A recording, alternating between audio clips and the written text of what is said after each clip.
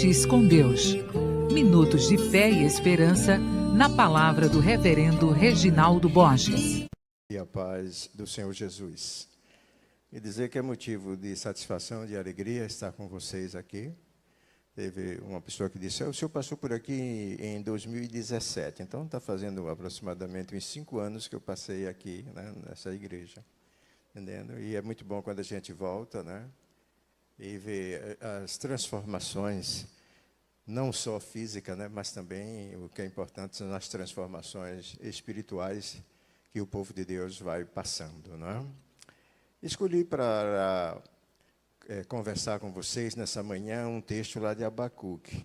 Abacuque, capítulo 3, certo? E vou ler o versículo de 1 a 2, depois vou para o 16 e 19.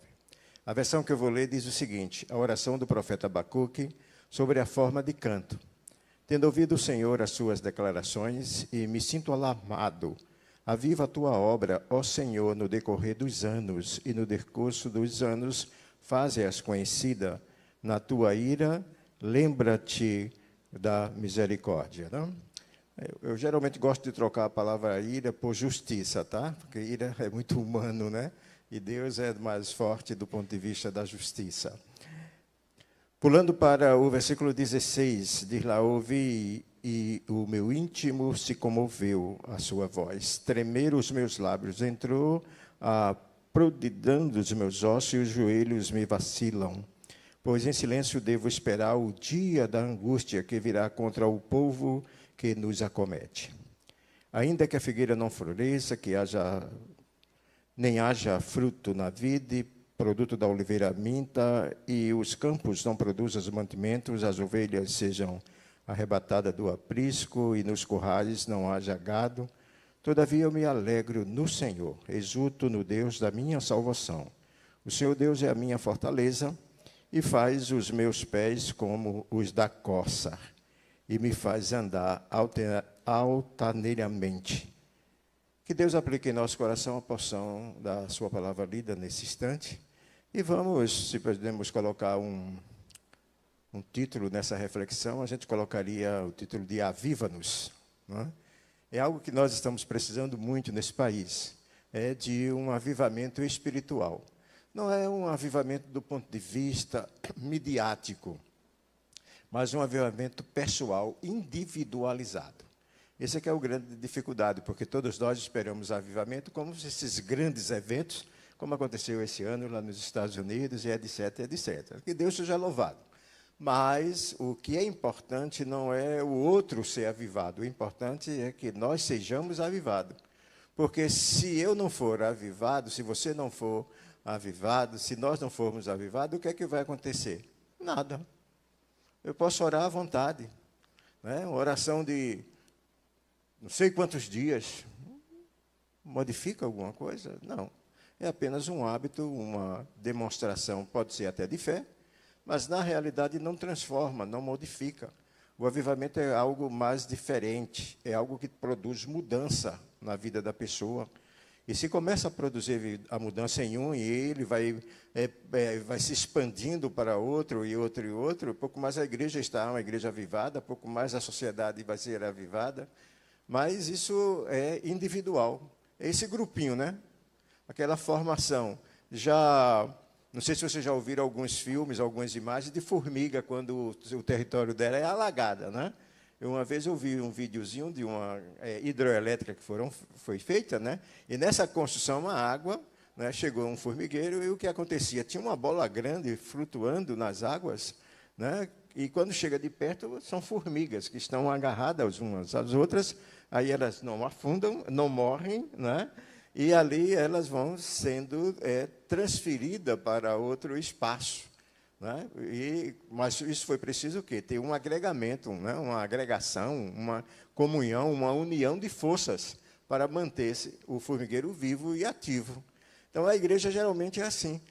Se a gente não tiver essa união para manter a força e para sobreviver às intempéries, a gente afunda também. Né? Vamos pensar no seguinte, o livro do profeta Abacuque, segundo os estudiosos, é uma pérola do Antigo Testamento. é recheado de disciplinas e segredos espirituais que nos conduzem à vitória. Nós falamos muito em vitória, mas até que ponto nós estamos alcançando, sendo vitoriosos em nossa vida cristã? Eu não falo nem com a igreja, porque quando eu falo igreja, eu quero que vocês fiquem bem atentos. Eu falo você, que é a igreja, corpo vivo de Cristo.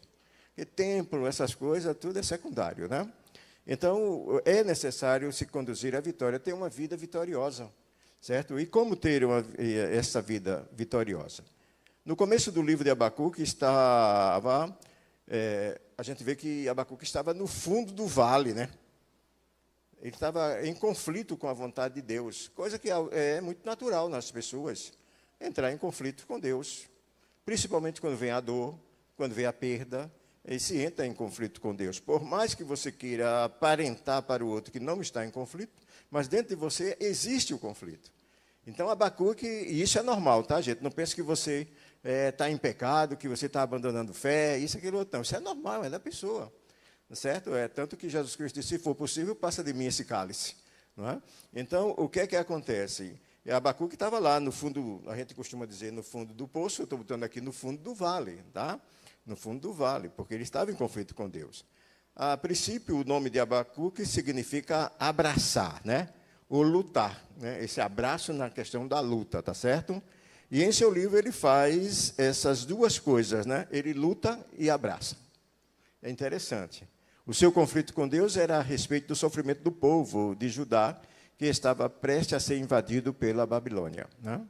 A gente sabe da leitura no Velho Testamento que o povo, de vez em quando, era conquistado, levado para cativeiro, né? Agora mesmo começou, né, desde ontem, aí, um conflito entre Israel e o Hamas, né? Está lá, essas confusões, certo? E às vezes a gente toma posição só por um lado, né?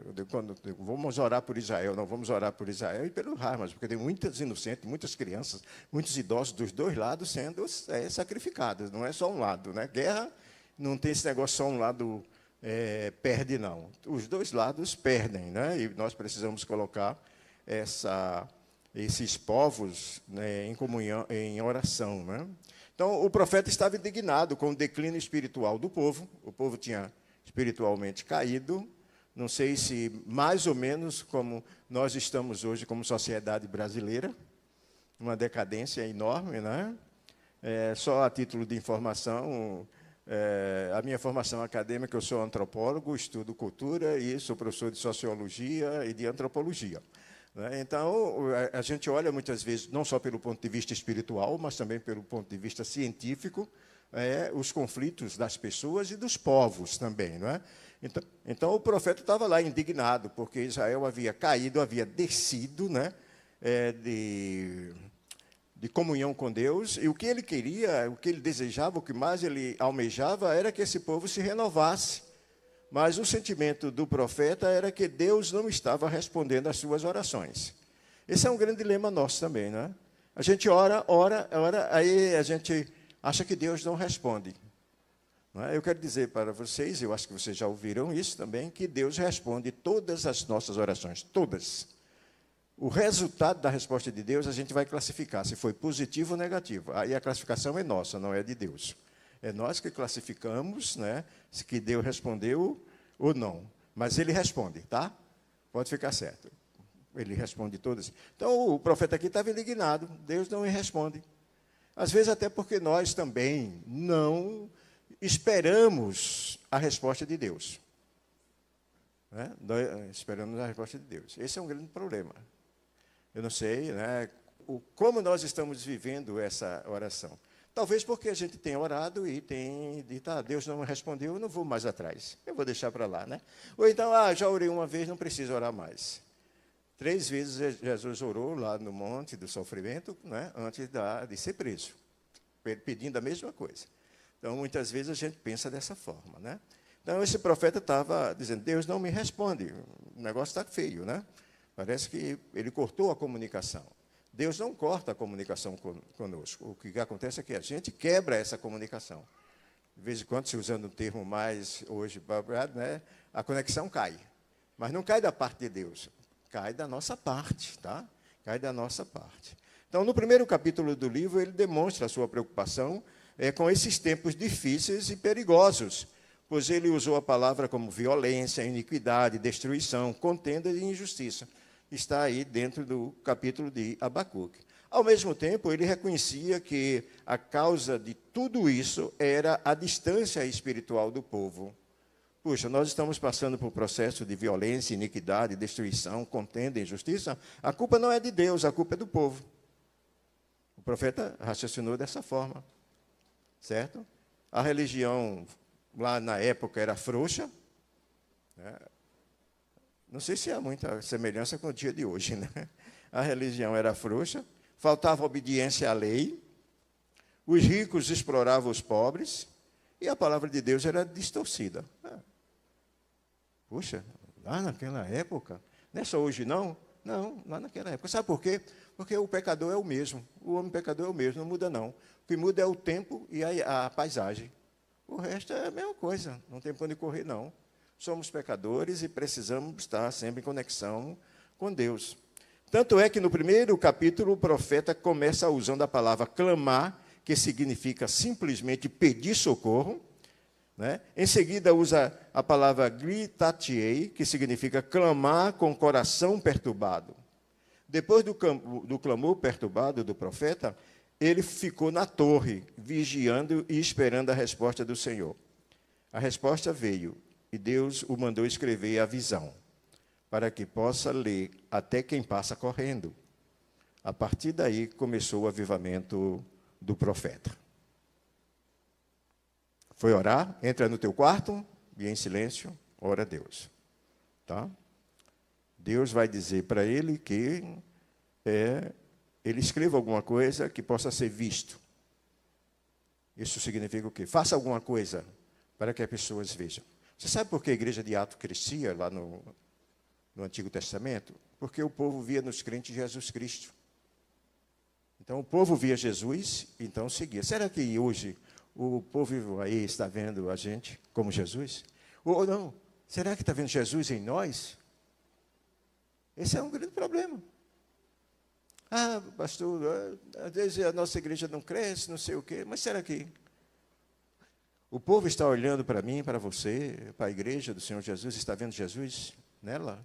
Ou está vendo um bando de pessoas que formam um ciclo religioso, um núcleo de conversa e de construção, e às vezes de tanto orgulho que termina sendo sufocado pelo mundo? Veja, o profeta começou a se avivar a partir daí. Olha, no versículo do capítulo 3, versículo 2, a gente vê que ele ouviu a palavra de Deus. O profeta ouviu Deus falar. O termo declarações é o mesmo que relatos. E refere-se ao que Deus lhe havia dito anteriormente, lá no capítulo 2. É o ouvir a palavra de Deus que produz fé no coração do homem, tá? Ouvir a palavra de Deus produz fé no coração do homem. A ouvir não é só eu falar, o pastor da igreja falar, outros pastores falarem. É você ouvir a palavra de Deus na Bíblia. Que a Bíblia é a palavra de Deus. Então, é a palavra de Deus que é o manual. A palavra de Deus é que é o quê? O norte que você deve seguir. Porque pode ser que eu tenha um entendimento diferente do pastor e de outros pastores com relação à palavra de Deus. Mas você tem que ouvir a palavra de Deus através da ação do Espírito Santo, que lhe entende, mesmo com gemidos inexprimíveis. Tá? Então, ouça a palavra de Deus.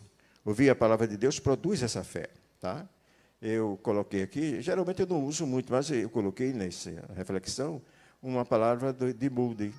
Ele declarou assim: costumava pensar que devia fechar minha Bíblia e orar pedindo fé, mas percebi que era por meio do estudo da palavra que eu obteria a fé. Então, você tem que estudar a palavra de Deus. O verdadeiro adorador faz isso, estuda a palavra de Deus. Não vai apenas seguir aquilo que ele escuta. Ele tem que fazer como os crentes de Bereia, tá bom? É muito importante que a gente passe por esse caminho, tá? É importante destacar que, ao ouvir a palavra de Deus e ver a glória de Deus, Abacuque ficou alarmado. O texto diz isso, né? Que ele ficou perturbado por ter ouvido a palavra de Deus. E ele diz que ele ficou fraco e sem ação. Olha, como a palavra de Deus impacta, né? Então, gente, olha, cuidado. Para não ficar dizendo aí, eu estou ouvindo a palavra de Deus e não está acontecendo nada na sua vida, tá? Você não ficando alarmado, você não ficando fraco e sem ação. Lá no versículo 3,16, ele fala isso.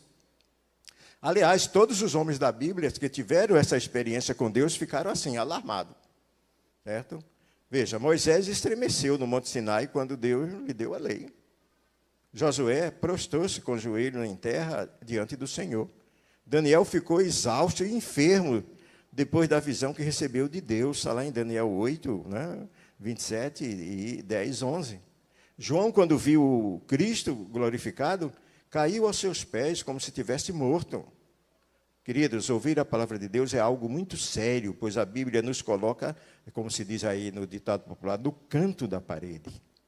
Abacuque ficou impactado quando ouviu a palavra do Senhor. E nós, como é que estamos ficando? Qual a nossa reação ao ouvir a palavra de Deus?